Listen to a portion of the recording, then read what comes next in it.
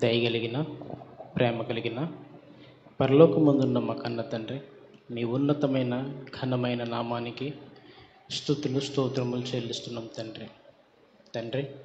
మీ పిల్లలమైన మేము ఈ చల్లపూట మీరిచ్చిన ఈ గొప్ప అవకాశానికి మరొకసారి స్తుతులు స్తోత్రములు తండ్రి. మీరు వ్రాయించిన మహాజ్ఞాన గ్రంథంలో నుంచి కొన్ని మాటలనైనా వివరిస్తుండగా సమయోచితమైన మంచి జ్ఞానాన్ని ప్రసాదించండి. మీ పిల్లలకునైనా అర్థం చేసుకుని మంచి జ్ఞానాన్ని ప్రసాదించండి తండ్రి. వాక్య ప్రకారం బ్రతుకుచ్చు మమ్మల్ని మేము మోసం చేసుకోకుండా తండ్రి, మరి ఈ వాక్యాన్ని మీ మాటల్ని ఈ శరీరంతో కొద్ది మందికి అయినా పంచిపెట్టి నరకము నుంచి తప్పించి మీ ఎదుట మేమందరమునైనా తల ఎత్తుకొని నిలబడే పిల్లలుగా బ్రతకడానికి తగిన భాగ్యాన్ని మా అందరికీ ప్రసాదించండి. యేసుక్రీస్తు వారి ఉన్నతమైన నామాన్న అడిగి వేడుకొంచు ప్రార్థిస్తున్నాను మా పరమ తండ్రి, ఆమేన్.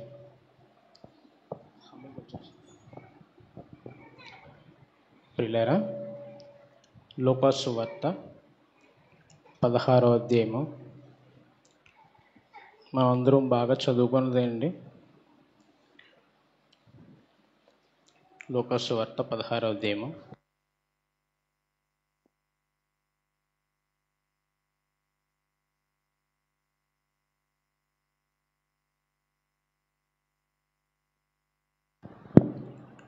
పంతొమ్మిదవ వచనం చూడండి. ధనవంతుడు ఒకడు ఉన్నాడు. ఏమండి, ధనవంతుడు ఉన్నాడని ఎవరు చెప్తున్నారు? వ్రాయబడిన గ్రంథం లూకా సువార్త, వ్రాసిన వారు భక్తుడైన లూకా గారు. పలుకుతున్న వ్యక్తి ఎవరు? ఈ పుస్తకం తప్పితే ఇంకే పుస్తకం తీయనండి. బాగా గుర్తుపెట్టుకోండి. ఎంతమంది రోజు బైబిల్ చదువుతున్నారు? చేతులు ఎత్తండి. 1 2 3 దేవునికి స్తోత్రం. మీరు బాగా బైబిల్ చదివితేనే ఇప్పుడు నేను చెప్పేది మీకు అర్థమవుతుంది. లేకపోతే అందుకే ఈ మాటలు మమ్మల్ని మేము మోసం చేసుకోకుండా అని ప్రార్థనలో పెట్టాను ప్రారంభమే. రెడీయా? చెబుతున్న వ్యక్తి ఎవరు? ధనవంతుడు ఒకడు ఉన్నాడని చెప్పిన వ్యక్తి ఎవరు? ఏమండి, చెప్పరా? Very good. ధనవంతుడు ఒకడు ఉండెను అని ప్రారంభించింది ఎవరు? యేసు ప్రభు వారు. ఎవరితో చెప్తున్నాడు? ఒక విషయాన్ని ఎత్తుకున్నాడంటే ఎవరికో చెప్పాలి. ఎవరికి చెప్తున్నాడు? అదే ఇప్పుడు టాస్క్. ఈ బిట్ ఇక్కడే ఉంటే ఇక్కడ అర్థం కాదు. కొంచెం ముందుకెళ్తే అర్థమవుతుంది, లేకపోతే కొంచెం పైకి వెళ్తే అర్థమవుతుంది. సరాసరి వచ్చి ఏమి ఎత్తుకున్నాడు? ధనవంతుడు ఉన్నాడని ఎత్తుకున్నాడండి. ధనవంతుడు ఉన్నాడని ఎందుకు ఎత్తుకున్నాడు? యేసుక్రీస్తు వారిని వెంబడిస్తున్నారు కొంతమంది, వెంబడిస్తున్నారు. ఆ వెంబడించే వాళ్ళు ఎవరో కొంచెం పైకి వెళ్ళి చదువుదాం. 14వ వచనం చూడండి. ధనాపేక్ష గల పరిసయ్యులు ఈ మాటలన్నీ విని ఆయనను అపహసించుచుండగా. మాటలు విన్నారంట, విని ఆయన్ని ఏం చేస్తున్నారు? నవ్వులు పాలు చేస్తున్నారు. అపహసించడం అంటే ఏంటి? అపహసించడం అంటే ఏంటి? నవ్వుకుంటున్నారు. దేనిని గురించి?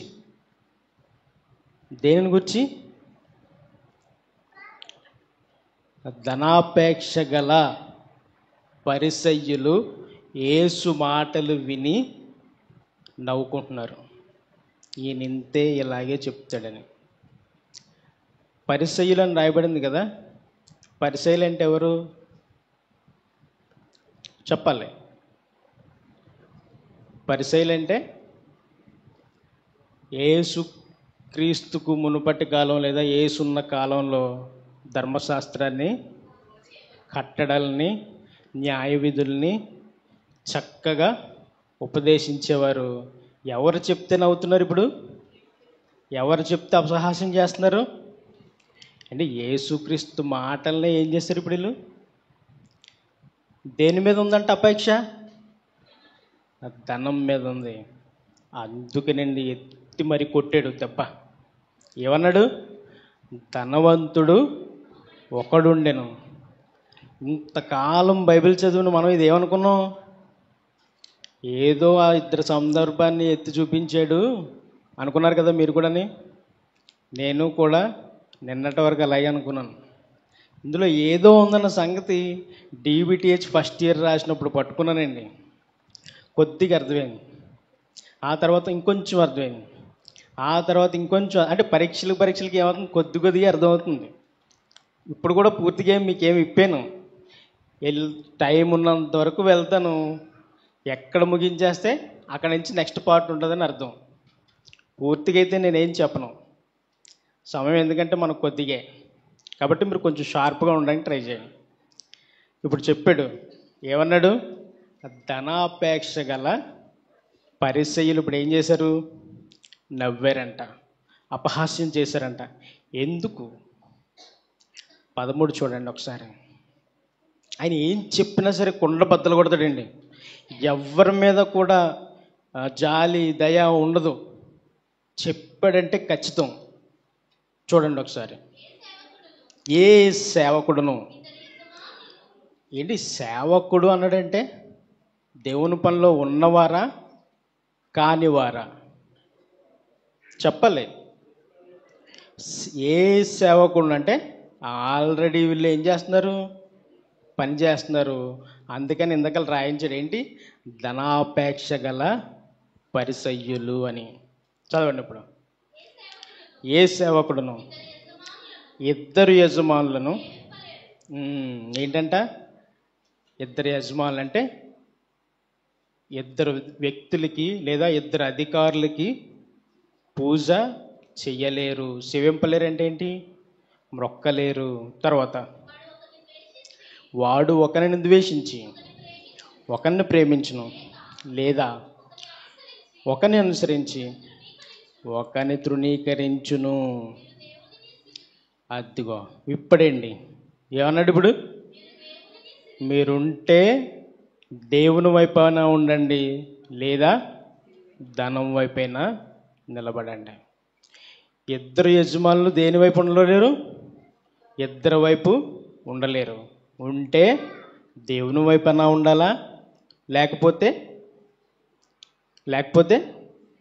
ధనం వైపైనా మీరు నిలబడాలి. అందుకనండి లాజరు ధనవంతుడు అనే సందర్భాన్ని అసలు ఎలా చెప్పాడంటే చెప్తాను చూడండి. ఇప్పుడు వచ్చాము టాపిక్లోకి. ధనవంతుడు ఒకడు ఉండెను, అతడు ఊదా రంగు బట్టలను సన్నపు నార వస్త్రములను ధరించుకొని. ఏమండి బట్టల కోసం ఎందుకు చెప్పాడండి? బట్టల కోసం ఎందుకు చెప్పాడు చెప్పాలి. ధనవంతుడు ఉన్నాడని చెప్పేసి అన్నాడు. వాడికి ఏమేమి ఉందో మనకెందుకు? అవసరమా? యేసు ప్రభు మాట్లాడిన ప్రతి మాటకి ఏముంటుంది? విలువ ఉంటుంది. కారు ఉంది, బంగ్లా ఉంది అని చెప్తేనే తెలుస్తుంది. ధనవంతుడు ఒకడు ఉన్నాడంటే వాడికి ఏమున్నాయని తెలియాలి. మిక్కిలి వెలగల వస్త్రాలను వేసుకునేవాడని చెప్పి దేవుడే స్వయాన యేసుక్రీస్తు వారే చక్కగా మాట్లాడుతున్నారు. ఎవరి గురించి? ధనవంతుడి గురించి. ప్రతిదినము బహుగా అన్నాడంటే చూడండి, ఈరోజు చికెన్తో మటన్తో తిన్నాను నేను, పర్వాలేదు అని అనుకోడు. రోజు పట్టు పంచం మీద పడుకున్నా సరే ఒకరోజు నేల మీద పడుకుంటాడా? పడుకోడు. బహుగా సుఖపడుచుండేవాడంటే ప్రతిదినము అదే పని. అంతేనా? వాడు రోజు అదే భోజనం చేస్తాడు, రోజు అదే విధంగా తిరుగుతాడు, రోజు అవే వస్త్రాలు వేసుకుంటాడు. హుందాతనంగా వాడి జీవితం ఉంటుందని యేసు ప్రభు వారు చెప్పారండి. బాగుంది, చాలా బాగుంది. నెక్స్ట్ 20 వచనం చదువుతున్నారు చెల్లి. లాజరు అను ఒక దరిద్రుడుండెను. చాలమ్మా. ధనవంతుడి పేరు చెప్పాడా? చెప్పాలి.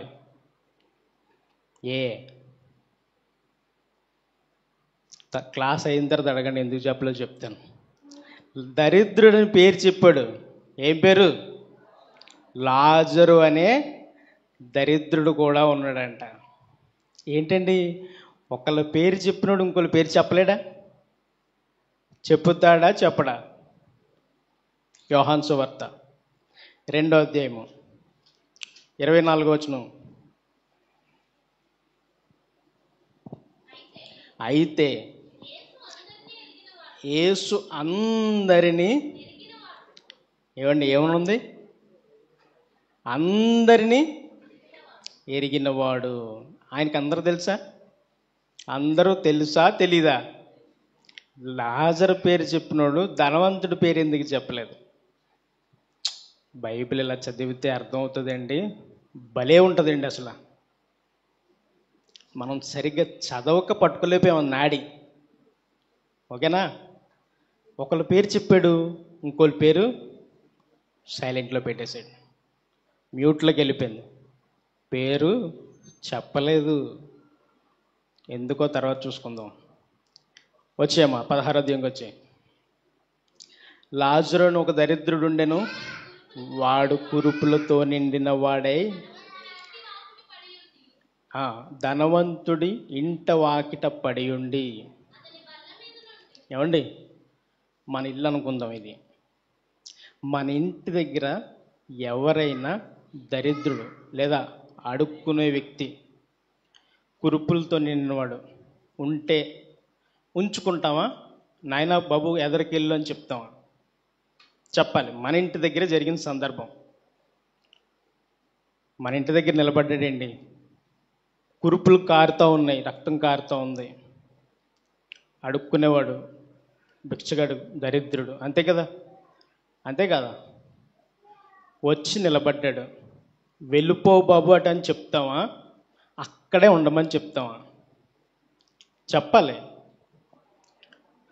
కొద్దిగా అలా వెళ్ళినైనా ముందుకెళ్ళిపో అని చెప్తా. కానీ ఇక్కడ చూడండి ఏం జరుగుతుంది. చెప్పాలి, చదవాలి. ధనవంతుని ఇంటి వాకిట. ఎంతకాలం ఆలోచించారు ఎప్పుడైనా? ఎంతకాలం? మరణం వచ్చేంత వరకు కూడా ఎక్కడ ఉన్నాడు? ధనవంతుడి ఇంటి వాకిట దగ్గరే ఉన్నాడు. వెళ్ళిపోమని చెప్పలేదు. చెప్పాడా? వెళ్ళిపోమని చెప్పాడా? ఎందుకు చెప్పలేదు? కురుపులతో నిండిపోయిన వ్యక్తి, అసహ్యంగా కనబడుతూ, చూడ్డానికి కూడా అంతే కదా, చూడ్డానికి కూడా హీనంగా ఉండే వ్యక్తి మన దగ్గర నిలబడితే వెళ్ళిపోనాయనా కొంచెం అటని చెప్తాం. ధనవంతుడు ఎందుకు పంపించేయలేదు? పంపించేయకుండా ఇంకేం చేస్తున్నాడు? ఏం చేస్తున్నాడు? అతని బల్ల మీద నుండి పడు రొట్టె ముక్కలతో. ఏమండి, మీరు ఎవరైనా భోజనం చేసేటప్పుడు కింద ఇలా పడేసుకుని తింటారా? కింద పడేసుకుని ఎవరు తింటారు? చిన్న పిల్లలు తింటారు. అన్నం ప్లేట్లో పెడితే వాళ్ళు కలపగా తీయగా అన్ని మెతుకులు కింద పడిపోతూ ఉంటాయి. ఆ పడిపోయింది ఏం చేస్తారు? ఇప్పుడు ఊడ్చి డస్ట్బిన్లో వేసేస్తారు. ఆ డస్ట్బిన్లో ఏం చేస్తారు? పెంట మీద తీసుకెళ్ళి పడేస్తారు. అంతేనా కాదా? అంతేనా? మనం దినచర్యలో రోజు చేసేది అయితే అదే. కానీ ధనవంతుడు ఒక రొట్టె ముక్కైనా కింద పడేసుకొని తినే అలవాటు ఉందంటారా? ఎంత ధనాన్ని సమకూర్చుకుంటే బహుగా సుఖపడుతున్నాడు, ఎంత జాగ్రత్త పరుడైతే రూపాయి కూడబెట్టాడు, అలాంటోడు తినేది వృధాగా పడేస్తాడా? చెప్పాలి. అంత ఒప్పుడు లేకుండా తింటాడా? ఏమండి, యేసుక్రీస్తు వారు ఏదో చెప్పాలనుకుంటున్నారు, ఆ చెప్పాలనుకున్నది షార్ట్కట్లో వెళ్ళిపోయాడు. ధనవంతుడు ఇలా దులుపుకొని తింటాడా? లేదే. ఇలా ముక్క ఒకటి కొరిగితే ఇంకో ముక్క ఆయన కింద పడిపోద్దా? పడదే. మరి ఏంటండి? అయినా ధనవంతుడు ఇంటి వాకిట నిలబడి రొట్టెను బల్ల మీద నుంచి ఏది పడితే తీసుకోవడానికి రెడీగా ఉండడాన్ని ఎదురు చూస్తున్నాడని ఉంది బైబిల్లో. అలాగే ఉందా? నేనేమన్నా పోనీ కలిపేసేవని చెప్తున్నానా?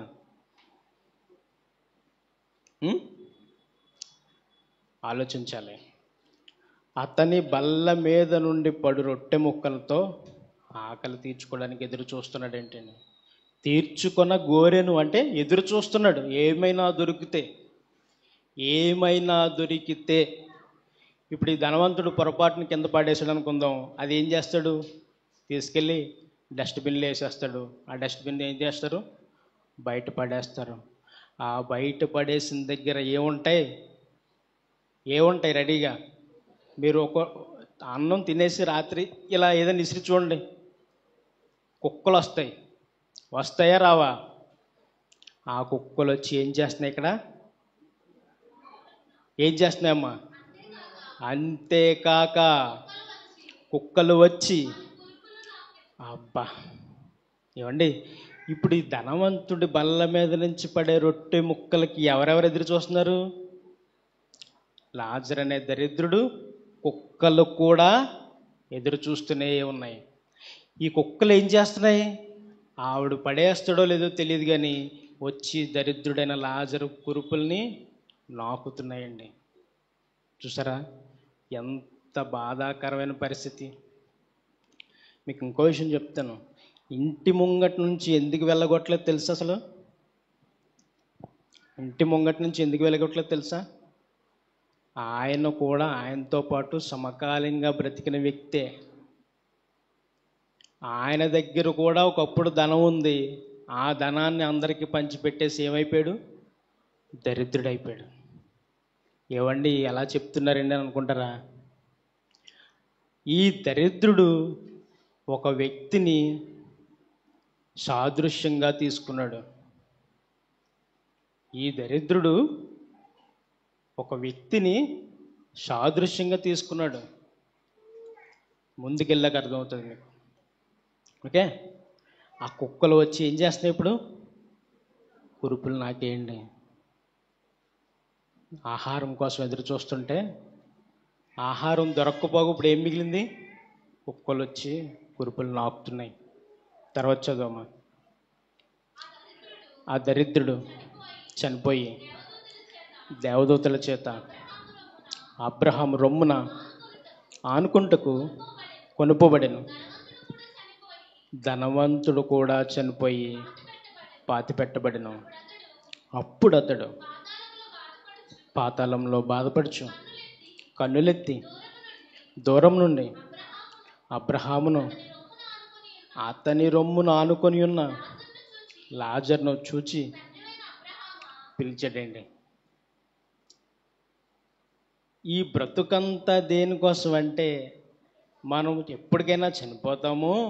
చనిపోయిన తర్వాత ఎక్కడికి వెళ్ళాలి? మరో లోకం ఉంది. ఆ మరో లోకం వెళ్ళడానికి ఇప్పుడు ఏం చేయాలి?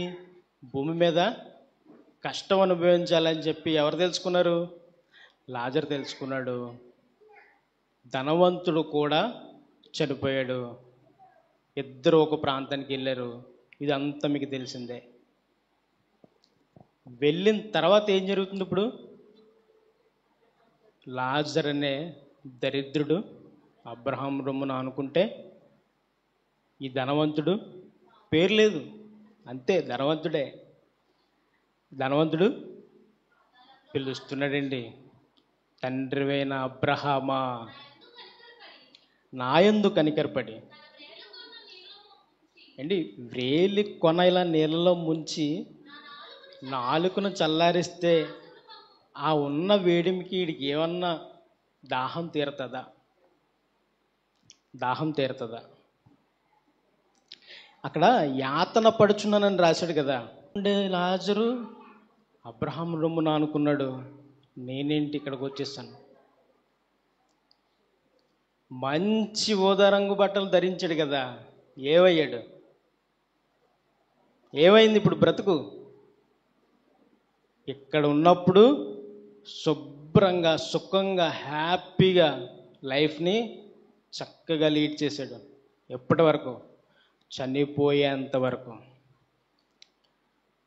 దరిద్రుడు అయిన లాజరు ఏం చేశాడు? ఉన్నదంతా ఖర్చు పెట్టేశాడండి. ఉన్నదంతా అందరికీ త్యాగం చేసేసాడు. చేసేసి ఏమీ లేనివాడిగా అయిపోయాడు. ఏమీ లేనివాడిగా అయిపోయి బాధను అనుభవించాడు. ఆ బాధను అనుభవించి ఎక్కడికి వెళ్ళాడు? ఎక్కడికి వెళ్ళాడు? పాతాళ లోకంలోని పరదేశికి వెళ్ళాడు. అదే లోకంలో మరొక ప్రాంతం వేదనకరమైన స్థలం. అక్కడికేమో ధనవంతుడు జారిపోయాడండి. ఎంత భయంకరమైన పరిస్థితి చూసారా? మనం అనుకుంటాం ఏదో సింపుల్ అనుకుంటున్నాం బ్రతకడం. సింపుల్ కాదండి, చాలా కష్టం, చాలా కష్టం. నాయన పలానా ధనవంతుడు ఉన్నాడు, వాడు చనిపోయాడు, వేదనకరమైన స్థలానికి వెళ్ళిపోయాడు, ధనాపేక్ష కలిగి ఉండొద్దు అని ఎక్కడి నుంచి స్టార్ట్ చేశాడు? ఇప్పుడు పరిసయ్యుల దగ్గర నుంచి ఎత్తుకొచ్చాడండి. వాళ్ళే ఇప్పుడు ఏం చేయాలి? దేవుణ్ణి కట్టడల్ని న్యాయ విధుల్ని ప్రజలకి వివరించాలి. వివరించాల్సిందల్లా పోయి ఇప్పుడు ఏం జరుగుతుంది? ధనం వెనక పరిగెడుతున్నారు. ధన ఆపేక్ష కలిగి ఏం చేస్తున్నారు? బ్రతుకుతున్నారు. ఎవరు? శాస్త్రులు, పరిసయ్యులు. దేవుని మాటలు చెప్పాల్సిన వారు ఇప్పుడు ఏం చేస్తున్నారు? ధనం వెంబడి పరిగెడుతున్నారు. అందుకే ఆ సందర్భాన్ని ఎత్తి చూపించాడండి. ఊరికనే ఏం చెప్పలేదు యేసుప్రభు గారు. ఆయన మాట పలికడంటే చాలా విలువ ఉంటుంది. చూడండి 25. అందుకు అబ్రహాము, కుమారుడా, నీవు నీ జీవితకాలమందు ఎలా బతికాడంట? అబ్బా, జీవితం మొత్తం తాతలు కూడబెట్టింది కానీ, తండ్రులు కూడబెట్టింది కానీ, ఈయన కూడబెట్టింది కానీ ఏం చేశాడు? ఇప్పుడు సుఖంగా అనుభవించేసాడండి. చిన్నదైనా కొరత లేదా? కరువు రాలేదా? శ్రమలు రాలేదా? ఇబ్బందులు రాలేదా? ఏది లేదు. జీవితం ప్రారంభించింది మొదలు చివరి వరకు ఏం చేశాడు? సుఖాన్ని అనుభవించాడు. అదృష్టం ఉండాలి కదండి. మా చిన్నక్క అంటుండేది, ఏ ప్రైమ్ మినిస్టర్ ఇంట్లోనో సీఎం ఇంట్లోనో పుడితే బాగుండని. ఎందుకు? ఈ పేదరికం బాధలు తప్పుతూ ఉంటాయని. ఈ పేదరికంలో బాధలు తప్పుతాయని గొప్పింటోలుగా పుట్టాలనుకుంటాం మనం. అవునా కాదా? మీలో ఎంతమంది కోరుకోలేదు? ఏమండి, వాక్యం చదువుతూ ఉంటే అర్థం కావాలి. అర్థం కావాలంటే ప్రశ్న మీద ప్రశ్న, ప్రశ్న మీద ప్రశ్న వేసుకుంటూనే ఉండాలి. ధనవంతుడు ఏం చేశాడు? నాయన జీవితకాలం మొత్తం ఏం చేసావు? నీకిష్టమైనట్టు సుఖాన్ని అనుభవించావు. అలాగే లాజరు అబ్బా ఏం చేశాడండి? ఎవరైనా పేదరికంలో పుడతారా? ఎవరైనా పేదరికంలో పుడతారా? ఎవరు పేదలుగా పుట్టరండి. దేవుడు ఎంతో కొంత సమృద్ధిని కలిగించే పుట్టిస్తాడు. వాడు రోడ్డు మీద తుప్పు రేకులు ఏరుకున్నా, అడుక్కున్నా, ఏది చేసినా వాడు దాంట్లో సమృద్ధిగానే ఉంటాడు. అలాగే పుట్టిస్తాడు. ఎవరిని లేమిలో పుట్టించడైనా అన్యాయస్తుడు కాదు, అంతే. ఇప్పుడు లాజరు ఏం చేస్తున్నాడు? చదువు తల్లి. కష్టము అనుభవించనని ఏం కష్టపడ్డాడండి ఈ ధనవంతుడు? నాయన నీ ధనాన్ని అలా పంచిపెట్టేకు పంచిపెట్టేకు పంచిపెట్టేకు పంచిపెట్టేకు అని ఎప్పుడు చెబుతూనే ఉండేవాడు. ఎవరికి? లాజర్కి. వినలేదు వినలేదు వినలేదు. తాతలు కూడబెట్టింది, తండ్రులు కూడబెట్టింది, ఈయన కష్టపడి సంపాదించింది కూడా ఇప్పుడు ఏం చేశాడు? ప్రజలకి దారాదత్తం చేసేసాడు. ఏమీ లేనివాడుగా ధనవంతుడి ఇంటి వాకిట నిలబడ్డాడు. ఏమండి, కనికిరపడి ఏమైనా ఒక ముద్ద పెట్టాడా? కనికిరపడినట్టు ఎక్కడైనా ఉందా ముద్ద పెట్టేటప్పుడు?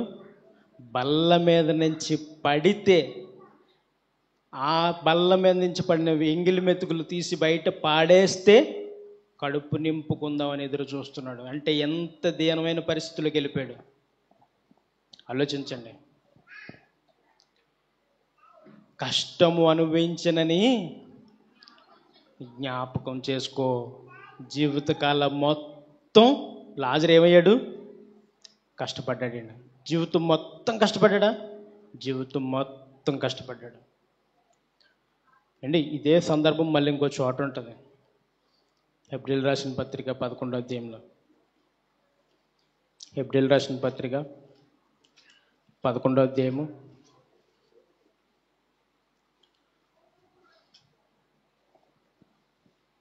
38వ వచనం చూడు తల్లి. హెబ్రీయులు రాసిన పత్రిక 11వ అధ్యాయము 38. గొర్రె చర్మములను మేక చర్మములను వేసుకొని దరిద్రులయుండి శ్రమపడి హింస పొంది. చాలమ్మా. దరిద్రుడై ఉండి ఏం చేశాడు? ఇప్పుడు హింస పొందాడు, శ్రమ పడ్డాడు. ఎవరి కోసం? ఇదే బ్రతుకు కాదు, మరొక బ్రతుకు ఉందని ఎవరు చెప్తే తెలుసుకున్నాడు? ఎవరు చెప్తే తెలుసుకున్నాడు? ఈ సందర్భం అంతా ఏ కాలంలో జరుగుతుంది? ఏ కాలంలో జరుగుతుంది? వచ్చేయండి లోకసువార్తకి. లోకసువార్త 16వ అధ్యాయం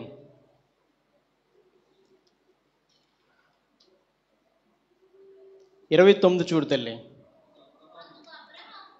ధనవంతుడు చనిపోయి ఆ వేదనకరమైన స్థలానికి వెళ్ళిపోయిన తర్వాత అబ్రహాంతో మాట చెప్పాడు.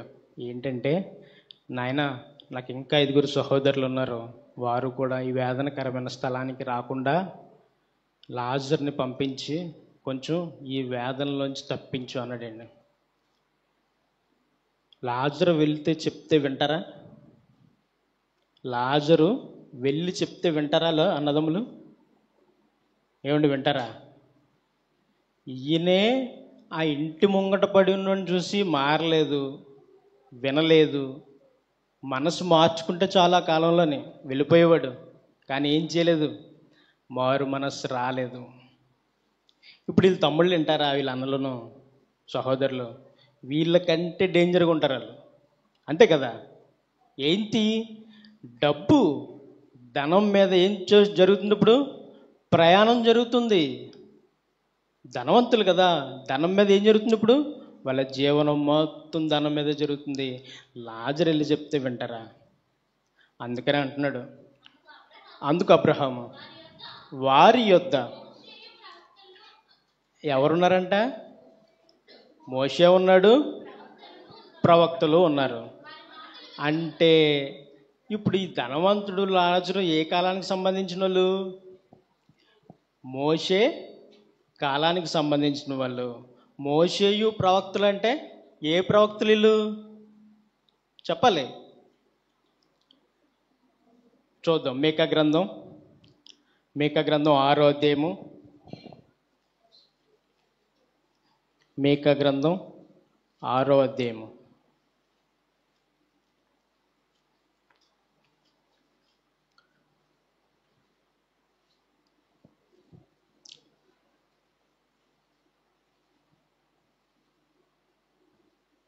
4వ వచనం చూడు తల్లి. ఐగుప్తు దేశంలో నుండి నేను మిమ్మల్ని రప్పించి తిని దాసగృహంలో నుండి మిమ్మును విమోచించితిని, మిమ్మును నడిపించుటకై మోషే, అహరోను, మిరియాము ఎవరెవరున్నారు ఇప్పుడు? అక్కడి నుంచి తప్పించి నడిపించి మిమ్మల్ని అందరినీ బాగు చేయడానికి ఎవరున్నారు? మోషే ఉన్నాడు, అహరోను ఉన్నాడు, మిరియాం అనే ప్రవక్త ఉంది. వీళ్ళు చెప్పిన మాటలు వింటే బాగుపడతారు నాయన అని చెప్పేసి అన్నాడండి. అంటే ఇప్పుడు ఈ ధనవంతుడు, లాజరు ఏ కాలానికి సంబంధించిన వ్యక్తులు? మోషే కాలంలోకి సంబంధించిన వ్యక్తులు. మోషేకి ఆయుష్ ఎంత? 120 సంవత్సరాలు. 120లో 40 సంవత్సరాలు ఏం చేశాడు? ఐగుప్తు దేశంలో విద్యను అభ్యసించాడు. ఇంకొక 40 సంవత్సరాలు మిద్యాను అరణ్యానికి వెళ్ళిపోయాడు. చివరి 40 సంవత్సరాలు దేవుని కోసం పనిచేశాడండి. ఇప్పుడు ఇదంతా ఏ 40 సంవత్సరాల్లో జరిగింది చెప్పాలి? దగ్గరకు వచ్చేసాం. చివరి 40 మధ్యలో 40 అయితే కాదు. ఎందుకు? ఈయన పని వదిలేసి వెళ్ళిపోయాడు బయటికి, అంతే కదా? ఈయన పని వదిలేసి బయటికి వెళ్ళిపోయాడు, సంవత్సరం మొత్తం చూసుకున్నాడు. మళ్ళా తర్వాత దేవుడు పిల్లలు, దేవుడు గుర్తొచ్చాడు. చివరి 40 అంటే 80 నుంచి 120 లోపు ఇప్పుడు ప్రజలందరినీ నడిపించాడు. అంటే ఇప్పుడు మొదటి 40 ఏదైతే విద్యను అభ్యసించి ఆ కాలం ఉందో ఆ కాలంలో జరుగుతుందండి ఇప్పుడు ఇదంతాని. ఆ కాలంలో కూడా ఏం చేశాడో తెలుసా? దేవుని పిల్లలు వేదనకు గురవుతున్నారని ఒక ఐగుప్తీయుని చంపేస్తాడు మోషే. నిర్గమకాండం 2వ అధ్యాయంలో ఉంటుంది, తర్వాత చదువుకోండి. అన్నీ చెప్పుకుంటూ వెళ్తే సమయం సరిపోదు. అప్పటి కాలం వ్యక్తులు ఎవరిప్పుడు ఎక్కడ బానిసలుగా ఉన్నారు? ఐగుప్తు దేశంలో బానిసలుగా ఉండే మన ఇశ్రాయేలీలు ఆ కాలానికి సంబంధించిన వారు ఏం చేస్తున్నారు ఇప్పుడు? ఒకడు ధనవంతుడు, మరొకడు లాజరు. సమకాలీనులు ఇద్దరు చనిపోయారు. ఆ చనిపోయిన సందర్భాన్ని ఎవరెత్తారు? యేసుక్రీస్తు వారు ఎత్తారు. ఎత్తి చూపిస్తున్నాడండి. ఎక్కడ? ఆయన బ్రతికిన కాలంలో. ఆయన బ్రతికిన కాలంలో ఏం చేశాడు? ఇప్పుడు పలానా సమయంలో, పలానా కాలంలో మోషే ఉన్నాడు, అహరోను ఉన్నాడు, మిరియాం ఉన్నాడు. వీళ్ళు మాటలు ఎవరు వినలేదు? పలానా వాళ్ళు వినలేదు. వినక ఏం జరిగింది? ఇదే బ్రతుకు కాదు, మరొక బ్రతుకు ఉందని తెలుసుకోక ధనవంతుడు వేదనకరమైన స్థలానికి వెళ్ళిపోయాడు. అన్నీ తెలుసుకుని దేవుని కోసం కష్టపడుతూ, దేవుని కోసం బ్రతుకుతూ సమస్తాన్ని విడిచిపెట్టేశాడు. ఎందుకు విడిచిపెట్టేశాడో తెలుసా? ఇక్కడే ఉంటుంది. హెబ్రీయులకు రాసిన పత్రిక 11వ అధ్యాయం చూడండి. ఒకళ్ళని ఇన్స్పిరేషన్గా తీసుకున్నాడని చెప్పాను కదా, ఆ వ్యక్తిని చూపిస్తున్నాను. 11వ అధ్యాయం 24, హెబ్రీయులకు రాసిన పత్రిక 11వ అధ్యాయము 24వ వచనం చూడండి. మోషే పెద్దవాడైనప్పుడు విశ్వాసాన్ని బట్టి ఐగుప్తు ధనము కంటే క్రీస్తు విషయమైన నింద గొప్పగా ఎంచుకున్నాడంటండి. ఇదే భాగ్యం అనుకున్నాడు, అంతే. ఇంకేం లేదు. అనుకొని అల్పకాలము పాపభోగము అనుభవించుట కంటే దేవుని ప్రజలతో శ్రమ అనుభవించుట మేలని యోచించి ఫరో కుమార్తె యొక్క ఏమండి సిచ్యువేషన్ ఏంటో చెప్పనా? అన్ని సకల వైభోగాలు వచ్చేస్తాయి. ఎప్పుడు? పెద్దవాడయ్యాడు, విద్యను అభ్యసించాడు, సకల విద్యలను అభ్యసించాడండి. ఏది కుదరలేదు. అన్ని డిగ్రీలు ఉన్నాయి మోషే దగ్గర. సకల విద్య అంటే ఏంటనుకుంటున్నారు? అన్ని డిగ్రీలు ఉన్నాయి.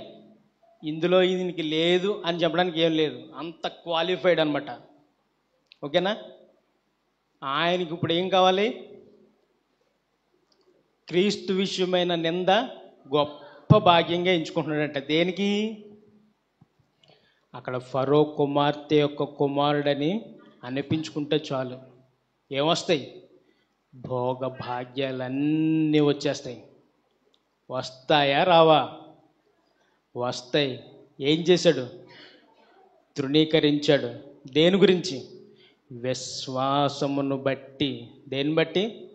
విశ్వాసాన్ని బట్టి యేసుక్రీస్తు వారి గురించి నిందను భరించాలని ఆ కాలంలో తెలుసుకున్నాడు. ఈయన్నే ఇన్స్పిరేషన్గా పెట్టుకొని మొత్తం సమస్తాన్ని ఎవరు వదిలిపెట్టేశారు? దరిద్రుడు ఉన్నదంతా వదిలిపెట్టేశాడండి. మొత్తం త్యాగం చేసేసాడు. ఎలాంటి స్థితిలోకి వెళ్ళిపోయాడు? కుక్కలు వచ్చి కురుపులు నాకేంత పరిస్థితిలోకి దీనంగా వెళ్ళిపోయాడండి. ఇప్పుడు దేవుని కోసం బ్రతకాలంటే ఏం చేయాలి తెలుసా? ఇదిగో ఈ దరిద్రుడైన లాజర్ని సాదృశ్యంగా తీసుకోవాలి. మోషేని ఎలాగో తీసుకోలేం, ఎందుకంటే దేవుడు నడిపించాడు, నోటి మంది ఉన్న మాటనిచ్చి మరి ఆయనే నడిపించాడని మనం అనుకుంటాం. ఆయన్నే సాదృశ్యంగా తీసుకుని ఈయన ఏం చేశాడు? ఇప్పుడు ఏం చేశాడు? సమస్తాన్ని విడిచిపెట్టేశాడు. ఆయనకి ఏది అసలు ఇప్పుడు ఈ దరిద్రుడికి ధనవంతుడి ఇంటి వాకిట ఉన్నాడంటే ఈయనకి ఇల్లు పొల్లు ఉందంటారా? అసలు ఉందంటారా లేదా? దానిని కూడా ఏం చేశాడు? ఇప్పుడు త్యాగం చేసేసాడండి. దేని గురించి? విశ్వాసాన్ని బట్టి ఆ కాలంలోనే మనస్సు మార్చుకొని దేవుని కోసం స్థిరంగా నిలబడ్డారు. మరి ఇప్పుడు ఇన్ని రుజువులు ఉన్నాయి. యేసుక్రీస్తు వారి మాటలు తెలుసు, యేసుక్రీస్తు వారు వచ్చి వెళ్ళిపోయారని తెలుసు, యేసుక్రీస్తు వారు మన కోసం బ్రతికారని తెలుసు, మన కోసమే మరణించాడని అన్నీ తెలుసుకున్న మనం స్థిరంగా విశ్వాసంలో స్థిరంగా నిలబడగలుగుతున్నామా? ఏదైనా విడిచిపెట్టేయగలమా? ఏమండి, ఏది వదలాల్సిన పని లేదండి. చక్కని మారు మనసు ఒకటి ఉంటే చాలండి. దేవుడికి మనసు అనేది స్థిరంగా ఆయన మీద నిలబడితే చాలండి. తర్వాత దేవుడే నడిపిస్తాడు. ఇంకా అదే విశ్వాసమును బట్టి అంటే ఏంటనుకుంటున్నారు? మన కాన్సన్ట్రేషన్ మొత్తం దేని మీద ఉండాలి? ఇప్పుడు ఒక్కటే నిఘా దేవుడై ఉండాలి. మనం ఆయన మీద నిగేస్తే ఆయన మనల్ని ఆటోమేటిక్గా నడిపిస్తాడు. ఈ ధనవంతుడు ఒకడు ఉండేననే చోట ఇంత మ్యాటర్ ఉందా? ఇంకా ఉందండి, ఇంకా ఉంది. అందుకనే ఆ పరిసయ్యులు శాస్త్రులు యేసుని ఎక్కడ ఇరికిద్దామని అని చూస్తున్నటప్పుడు పెట్టాడు.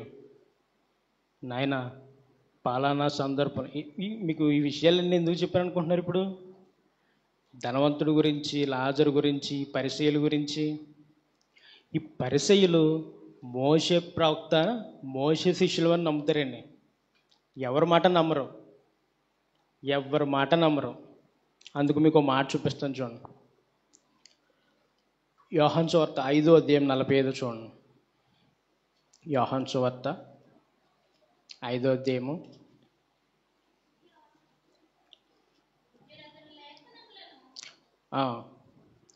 మీరు ఆశ్రయించుచున్న మోషే మీ మీద నేరం మోపును, అతడు నన్ను గూర్చి వ్రాసను గనుక మీరు మోషేను నమ్మినట్టయినా నన్నును నమ్ముదురు.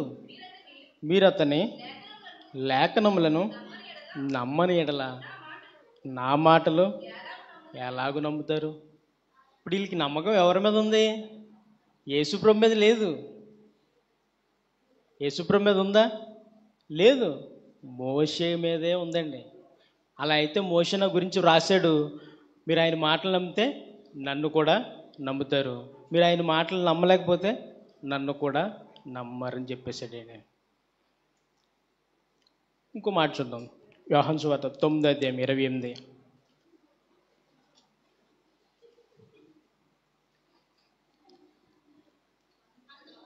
అందుకు వారు, నీవే వాని శిష్యుడవు, మేము మోసే శిష్యులము. దేవుడు మోషేతో మాట్లాడినని ఎరుగుదుము, కానీ ఏమంటున్నారు? వీడెక్కడి నుండి వచ్చినో అంటే యేసుప్రభుని ఏమంటున్నారు? ఇప్పుడు వీడెవడో మాకు తెలీదు. మాకెవరు తెలుసు? మోషే తెలుసు. ధర్మశాస్త్ర ఉపదేశకుడైన మోషేకి వీళ్ళు బాగా ఫేవర్ అయిపోయారండి. ఈయన చెప్తేనే మేము వింటాము అని.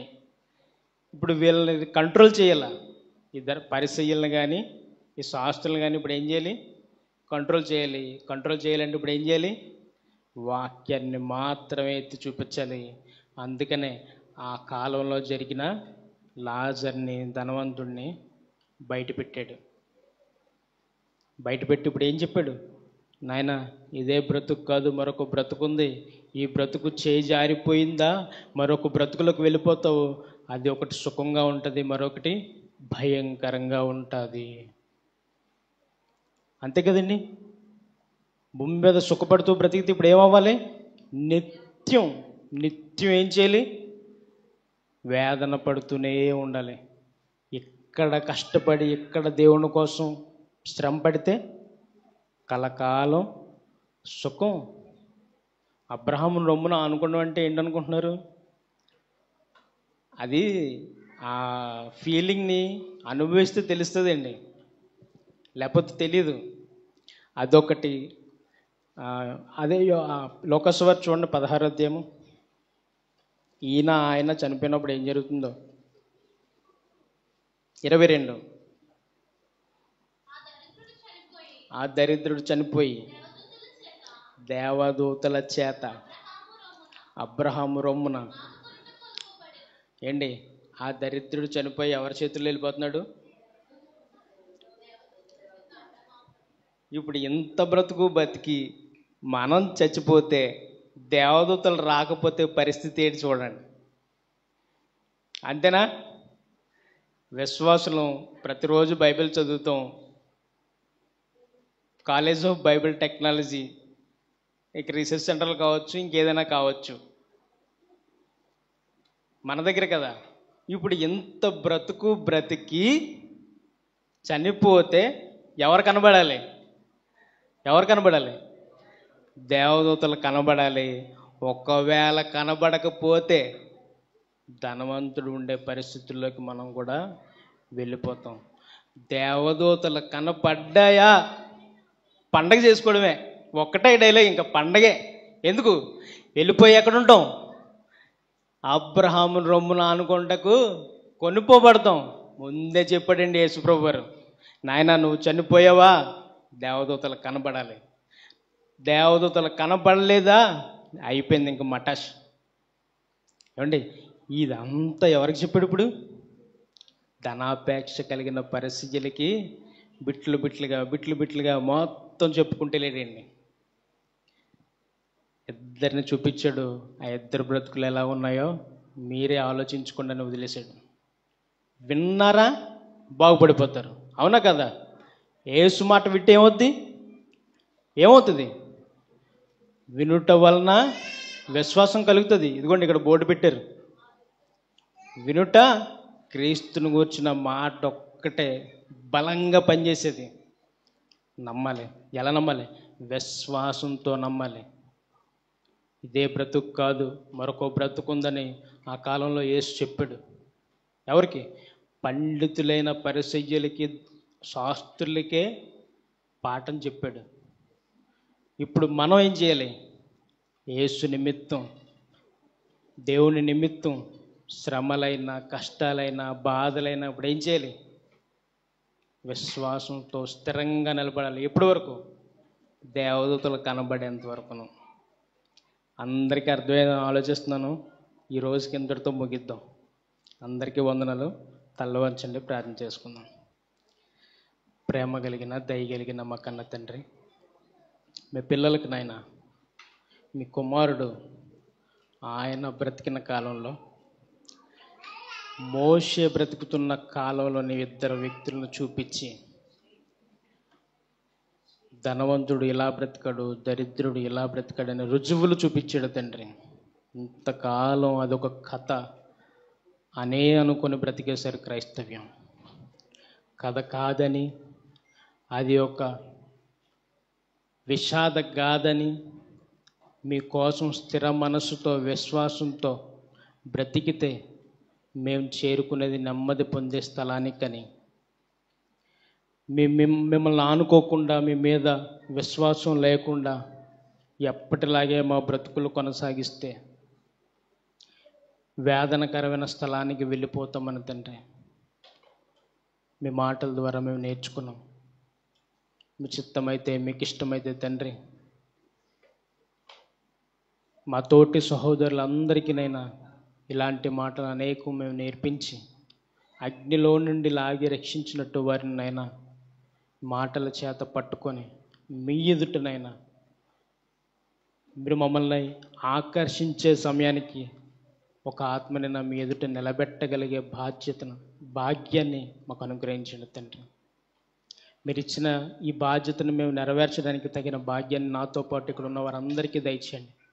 ప్రతి దినమునైనా మేము మీ మాటలు చదువుకుంటూ, మాటల సారంగా బ్రతుకుతూ నాయన ఈ జీవితాన్ని నేను నిలబెట్టుకోవడానికి తగిన కృపను అనుగ్రహించండి.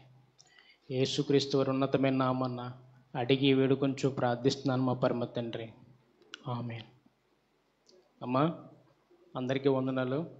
ఈరోజు నా కూతురు పుట్టినరోజు, కేక్ కటింగ్ ఉంటుంది, అందరికీ స్వీట్లు ఉన్నాయి. దయచేసి అందరూ తీసుకొని వెళ్ళండి. మరి ఈ అవకాశాన్ని ఇచ్చిన ప్రిన్సిపల్ గారికి ప్రత్యేకమైన వందనాలు.